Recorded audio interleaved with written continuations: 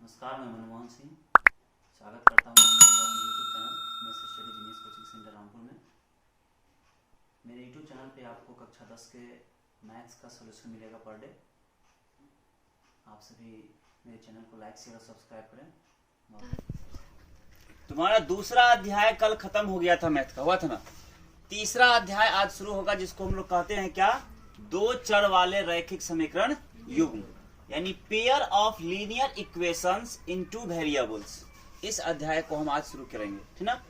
इस अध्याय में जो कॉन्सेप्ट है, जिसको समझ के, जिसको याद करके तुम सब्जेक्टिव भी पूरा हल कर लोगे और ऑब्जेक्टिव भी पूरा हल कर लोगे, उसको टोटल को बोर्ड पे लिख दिए हैं। इससे बाहर ऑब्जेक्टिव नहीं आता है। और जिसको भी ये पूरा कॉन्सेप्ट याद नहीं है, समझ लो ऑब्जेक्टिव हल नहीं कर पाएगा, सब्जेक्टिव हल नहीं कर पाएगा, ठीक ना। समझना, यानी ax plus B Y plus C. देखो इसमें वेरिएबल दो है ना, एक तो x है, एक तो क्या है, y है, दो वेरिएबल है। और रैखिक का मतलब क्या सिखाया तो लोग को दूसरा अध्याय में सिखाया था ना, जिसका घात क्या हो, एक हो। देखो यहाँ x का घात एक है और y का घात भी क्या है, एक है। तो है ना, यहाँ पे दो चर वाला रैखिक समीकरण है कि नहीं है। इसी को लिखिए ax plus B Y plus C बराबर 0, जहां a b और c बिलोंग्स टू r, मतलब ये रियल नंबर है, वास्तविक संख्या है। a b और c क्या है, वास्तविक संख्या है हो। और a तथा b is not equal to 0, मतलब ना तो a का मान 0 है ना ही b का मान 0। देखो क्यों, अगर a का मान 0 हो जाएगा तो ये तो 0 हो गया, तो दो गोचर रहा कहाँ। चाहे अगर b का मान 0 हो जाएगा तो यहाँ भी 0 हो जाएगा, तो y भी खत्म हो जाएगा, तो दो गोचर होगा ही नहीं। इसलिए दो चर वाला समीकरण युग्म होने के लिए, दो चर वाला समीकरण होने के लिए क्या होना चाहिए, ax plus B Y plus C बराबर 0 होना चाहिए, जहां a b और c बिलोंग्स टू r, मतलब ये तीनों का मान जो है, तीनों जो है वास्तविक संख्या होगा, रियल नंबर। और a तथा b is not equal to 0, मतलब न तो a का मान 0 होना चाहिए ना ही b का मान 0 होना चाहिए।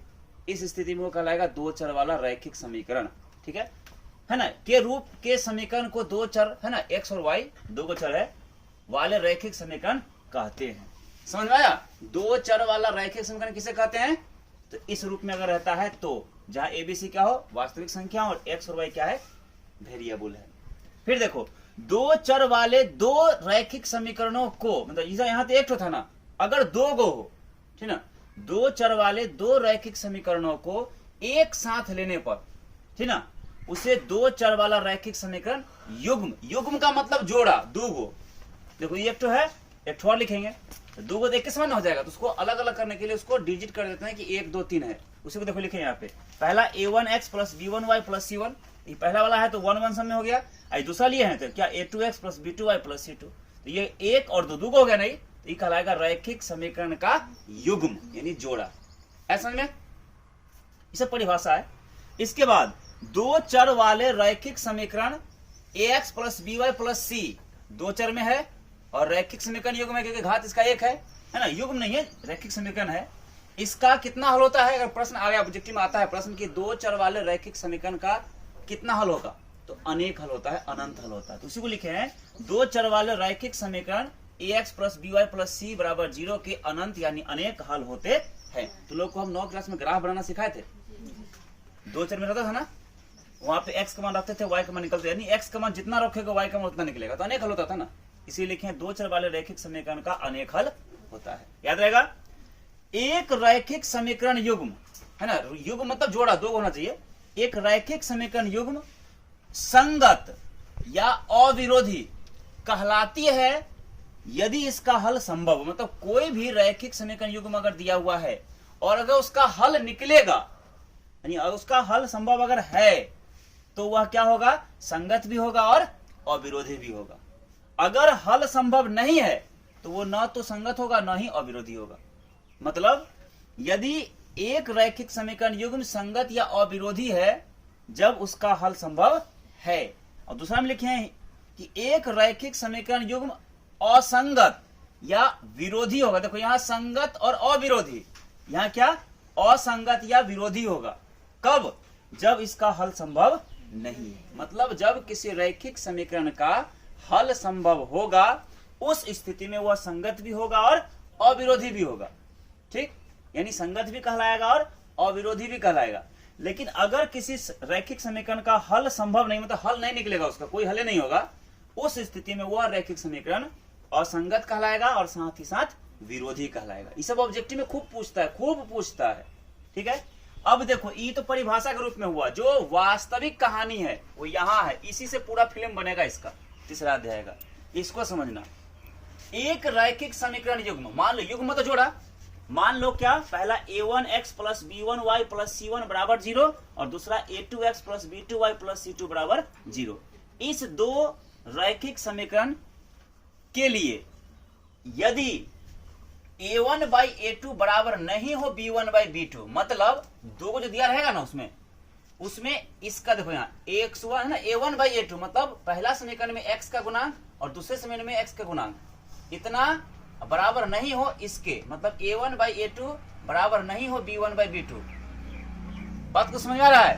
दो समीकरण दिया रहेगा रैखिक समीकरण, उसमें से यहां वाले का मान बटे यहां वाले का मान अगर बराबर नहीं हो यहां वाले के मान बटे यहां वाले के मान के, उसी को लिखेंगे कि यदि a1 by a2 is not equal to b1 by b2 हो, यानी ऐसा कंडीशन अगर आ जाए, तब इस स्थिति में रैखिक समीकरण युग्म का एक अद्वितीय हल होगा, एक ही हल होगा और अद्वितीय होगा, उसके अलावा दूसरा कोई हल नहीं होगा यदि यह कंडीशन लागू हो जाएगा तो। ठीक, जो संगत भी होगा, अगर हल है तो संगत होगा, क्योंकि यहां सीखे अभी हम कि अगर हल संभव है तो क्या होगा, संगत होगा, अविरोधी होगा, वही लिखे हैं, जो संगत एवं अविरोधी होगा। ठीक, ऐसा कंडीशन लगने पर क्या होगा, संगत भी होगा और अविरोधी भी होगा और उसका एक ही को हल निकलेगा। और इस कंडीशन लगने पर, ऐसा कंडीशन अगर आ जाए तो उस दोनों का अगर हम ग्राफ खींचे तो उसका ग्राफ क्या होगा, इसका ग्राफ प्रतिच्छेदी रेखाएं होंगी, मतलब एक दूसरे को कहीं ना कहीं क्या करेगा, काटेगा, है ना। आया तरीका समझ में? इसमें से ऑब्जेक्टिव बहुत पूरा आएगा, इसमें ऑब्जेक्टिव जब टारगेट पढ़ोगे ना तो पूरा का पूरा इसी कॉन्सेप्ट में ऑब्जेक्टिव फंस जाता है। दूसरा कंडीशन कहता है कि यदि a1 बाई a2 बराबर हो b1 बाई b2 और यह भी बराबर हो जाए c1 बाई c2, मतलब a1 by a2 is equal to b1 by b2 is equal to c1 by c2, मतलब यहाँ वाले का मान बटे यहाँ वाले का मान वो बराबर हो जाए यहाँ वाले का मान बटे यहाँ वाले का मान, और यह भी बराबर हो जाए यहाँ वाले का मान बटे यहाँ वाले का मान। अगर तीनों बराबर हो जाए तो इस स्थिति में रैखिक समीकरण युग्म का अनंत हल होता है। अनंत मतलब अनेकों हल होता है ना, गिनती नहीं कर सकते कितना हल हो जाएगा, अनंत हल होता है। अगर इस ऐसा कंडीशन अगर लागू हो जाए तो इसका अनंत हल होगा। जो जब हल होगा तो क्या होगा, संगत होगा। अगर हल है तो क्या देखो यहाँ लिखे ना, अगर हल संभव है तो क्या होगा, संगत और अविरोधी। दूसरे को लिखे, जो संगत एवं अविरोधी होगा। साथ ही साथ ऐसा कंडीशन लगने पर समीकरण जो है क्या होगा, आश्रित कहलाता है। प्रश्न पूछता है कि इस कंडीशन में क्या होगा, तो आश्रित होता है। ठीक, और जब ऐसा कंडीशन लग जाएगा तो इस दोनों का ग्राफ अगर खींचे तो क्या होगा, इसका ग्राफ संपाती रेखा है, मतलब एक ही रेखा पर दूसरा रेखा भी खींचा जाएगा। समझ में आया ना, उसे को कहते हैं संपाती रेखाएं होंगी, इसका अनेक हल होगा। इसके बाद तीसरा कंडीशन कहता है कि यदि a1 बाई a2 बराबर हो b1 बाई b2 लेकिन ये बराबर नहीं हो c1 बाई c2, ऐसा कंडीशन लागू हो जाए तो इस स्थिति में मतलब यहाँ वाले का मान बटे यहाँ वाले का मान बराबर हो यहाँ वाले का मान बटे यहाँ वाले का मान, लेकिन यह बराबर नहीं हो इस दोनों के मान के। ठीक, इस स्थिति में रैखिक समीकरण युग्म का कोई हल नहीं होगा। ठीक ना, कोई हल नहीं होगा। अब सिंपल यहाँ देखो, जब कोई हल नहीं होगा तो क्या होगा, वो असंगत कहलाएगा, विरोधी कहलाएगा, है ना। तो उसी को लिखें, कोई हल नहीं होगा, साथ ही यह असंगत एवं विरोधी होगा, जिसका ग्राफ अगर खींचेंगे, ऐसा स्थिति लगने पर ग्राफ खींचेंगे तो वो एक दूसरे को कहीं काटवे नहीं करेगा, यानी समांतर रेखा निकल जाएगा। उसी को लिखें, जिसका ग्राफ दो समांतर रेखाएं इस प्रकार से होगी। कोई दिक्कत समझने में? मतलब तुमको समझना क्या है और चीज, मार्कर कहां रखे, देखो मार्कर है, लो देखो, समझना तुमको क्या है कि इस कंडीशन में क्या होगा, a1 बाई a2 बराबर नहीं हो b1 बाई b2। इस कंडीशन में क्या होगा कि इसका हल होगा और अद्वितीय हल होगा, जो संगत भी होगा, अविरोधी भी होगा। ठीक, इसके बाद इसका ग्राफ खींचेंगे तो एक प्रतिच्छेदी रेखा होगा जिसका एक ही हल होगा। ठीक, इतना चीज तुमको याद रखना है। अगर यह कंडीशन लागू हो जाए, ये वाला a1 by a2 is equal to हो b1 बाई b2 और ये भी इक्वल हो c1 बाई c2, ऐसा कंडीशन लागू हो तो यह भी संगत होगा, अविरोधी होगा, आश्रित होगा। ठीक, इसका अपरिमित रूप से अनेक हल होगा, और रेखाएं समपाती होंगी, एक ही रेखा पर दूसरा रेखा आ जाएगा। इतना बात याद रखना है। और तीसरा कंडीशन कि अगर a1/a2 बराबर हो b1/b2 लेकिन ये बराबर नहीं हो c1/c2, ऐसा कंडीशन यदि आ जाए तो इस कंडीशन में इसका कोई हल नहीं होगा। क्या होगा? कोई हल नहीं होगा। ठीक, इस प्रकार से रहेगा तो यह असंगत होगा। क्या होगा? असंगत, विरोधी होगा, है ना। और इसका ग्राफ समांतर रेखा निकलेगी। जब काटवे नहीं करेगा कहीं ना कहीं एक दूसरे को, ऐसे निकलेगा कहां से? तो इसका रेखाएं क्या हो जाएगी? समांतर रेखाएं हो जाएंगी। इतना कॉन्सेप्ट तुमको क्लियर रखना है तो पूरा का पूरा ऑब्जेक्टिव बन जाएगा। ठीक है, कोई दिक्कत किसी को? और 9 रुपए में 2 पेंसिल तथा 3 रबर खरीदी। उसकी सहेली सोनाली ने रोमिला के पास नई तरह की पेंसिल और रबर देखी और उसने भी 18 रुपए में उसी तरह की 4 पेंसिल और 6 रबर खरीद ली। इसी स्थिति को बीज गणितीय और ग्राफीय रूपों में व्यक्त कीजिए। मतलब इसको हम ग्राफ में हल कर देते हैं। देखो, सबसे पहले क्या करेंगे, मान लेंगे कि माना कि एक पेंसिल, अरे कौन सी खरीदा है? पेंसिल और रबर। एक पेंसिल का मूल्य बराबर x रुपया। मान लिए कि एक पेंसिल का दाम कितना रुपया है? x रुपया, तथा एक रबर का मूल्य, मान लिए कि एक पेंसिल का मूल्य है x रुपया और एक रबर का मूल्य है y रुपया। मान लिए। नाउ मतलब अब रोमिला है ना, रोमिला कितना खरीदी है? 2 पेंसिल और 3 रबर। एक पेंसिल का x रुपया तो 2 पेंसिल का 2x। एक मार्कर का दाम 5 रुपए, 2 मार्कर का दाम 5 दूना 10 गुना होता है ना। तो एक पेंसिल का x रुपया, 2 पेंसिल का 2x, और साथ में एक रबर का मूल्य y रुपया। तो क्या रबर खरीदी है? 3 रबर खरीदे, 3y रुपया हो गया। आई दोनों रुपया मिला के क्या रुपया लगा उसको? 9 रुपया। समीकरण एक बन गया, क्या हो गया? दूसरा बात, तथा इसका क्या नाम है उसका? रे सोनाली खरीदती है 4 पेंसिल। तो एक पेंसिल का x रुपया था, 4 पेंसिल का 4x, और 6 रबर। एक रबर का दाम है y रुपया, तो 6 रबर का दाम 6y, और दोनों दाम मिला के कितना रुपया है? 18 रुपया है।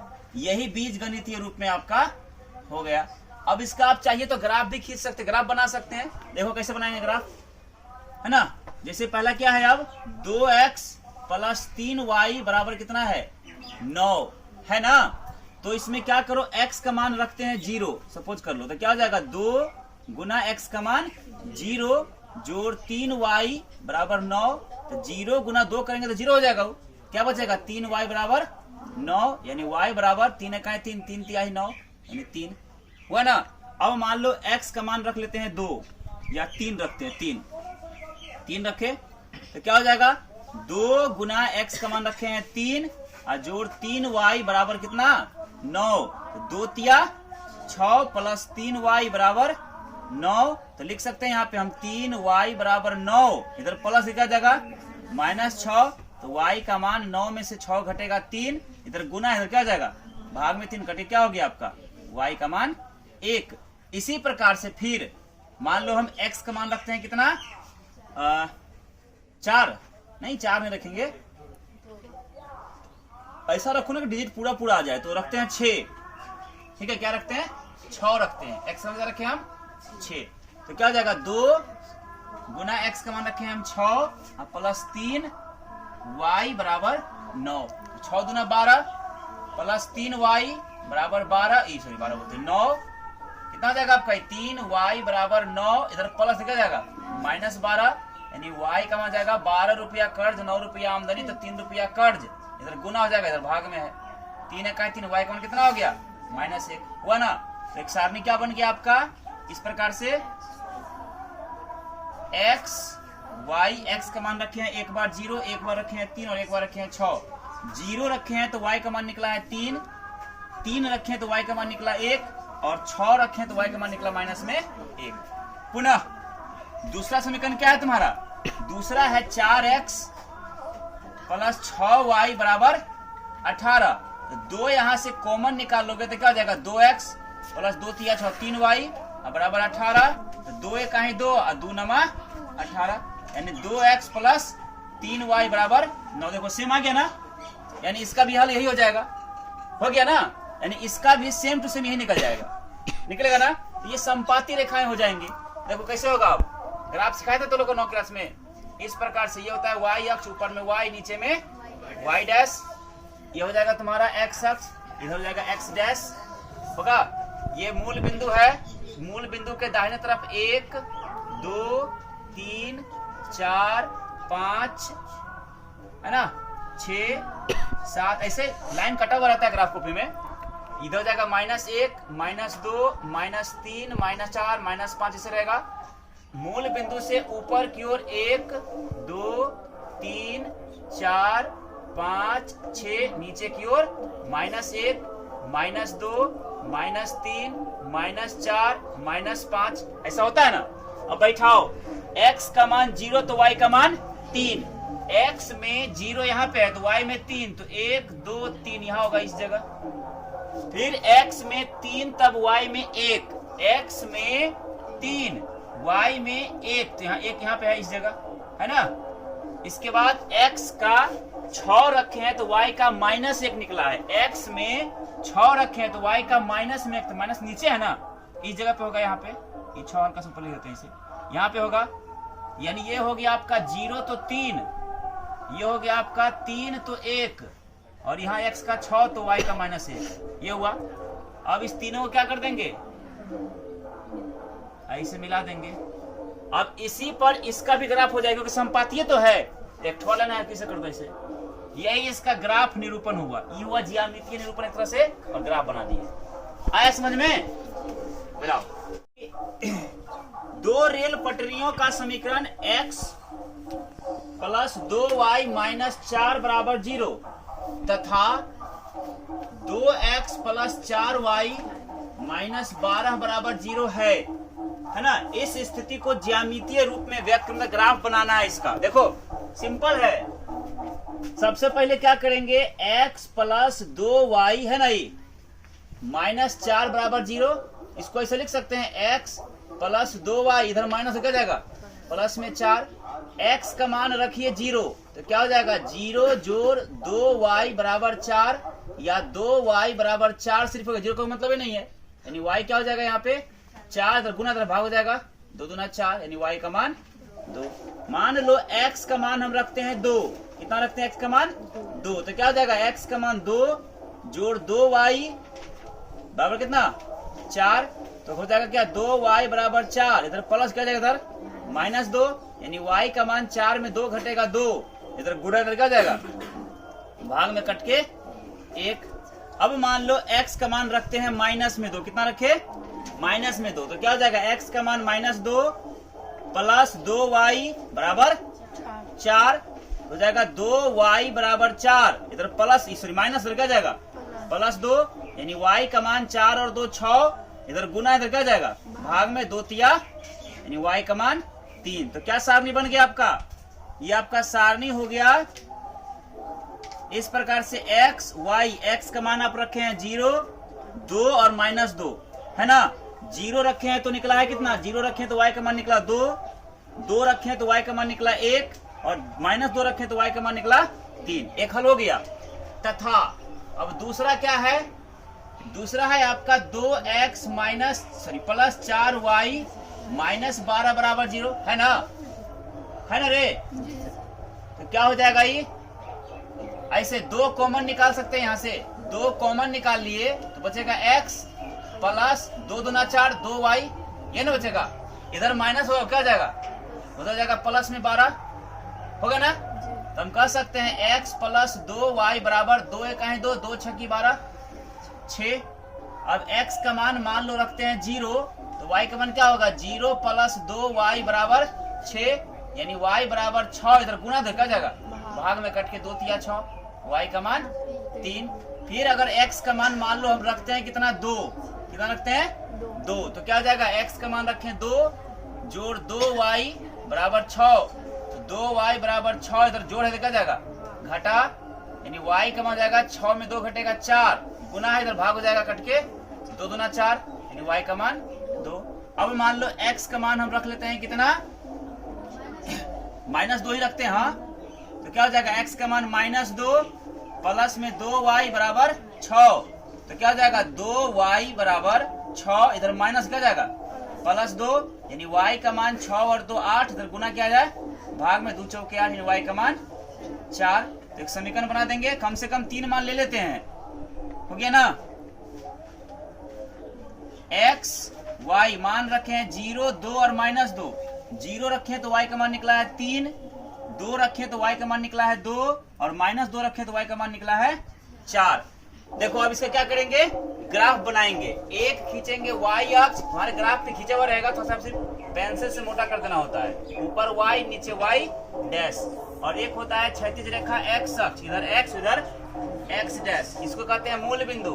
मूल बिंदु के तरफ 1 2 3 4 5 ऐसे रहेगा, ऊपर में 1 2 3 4 5 है ना, इधर रहेगा -1 -2 -3 -4 -5 -1 -2 -3 -4 -5 ऐसे रहेगा ना। अब क्या करना, पहले इसका खींचेंगे, x का 0 तो y का 2, देखो x में 0 y में 2 यहाँ पे है, इसके बाद x का 2 तो y का 1, x में 2 y में 1 यहाँ पे है, इसके 1 के सामने में, फिर x का -2 तो y का 3, x में -2 तो y में 3, तो 1 2 3 यहाँ पे होगा, इस जगह 3 के सामने और -2 के सामने यहाँ पे, बस इस तीनों को क्या कर देंगे ऐसे मिला दिए। अब इसका नाम क्या है, इसका नाम है आपका ये वाला x प्लस 2y प्लस -4 बराबर 0 हो गया, है ना। दूसरा ये है, बिंदु का नाम भी लिखेंगे बाद में लिखेंगे, x का 0 तो y का 3, देखो x में 0 y में 3 यहाँ पे आया, फिर x का 2 तो y का 2, देखो x में 2 यहाँ है तो y में 2, तो 1 2 यहाँ पे होगा, 2 के सामने इस जगह, ठीक है। फिर x में -2 तो y का 4, x में -2 यहाँ है, y में 4, तो 1 2 3 यहाँ पे आएगा 4 इस जगह, है ना। फिर इस तीनों को क्या करते हैं, ऐसे करके ये समांतर निकल जाएगा। इसका नाम क्या है आपका, इसका नाम है आपका क्या, 2x प्लस 4y -12 बराबर 0 हो गया। अब इसका बिंदु का नाम लिखना तो लिख दो वैसे, इसका मान क्या है, इसका नाम है तुम्हारा -2 तो 3 है ना, -2 3, इसका नाम है 0 2 है ना, 0 2, इसका है 2 1 है ना, इसका मान कितना नाम है 2 2, इसका है 0 3 और इसका है -2 4। कोई दिक्कत किसी को, हाँ बनाओ।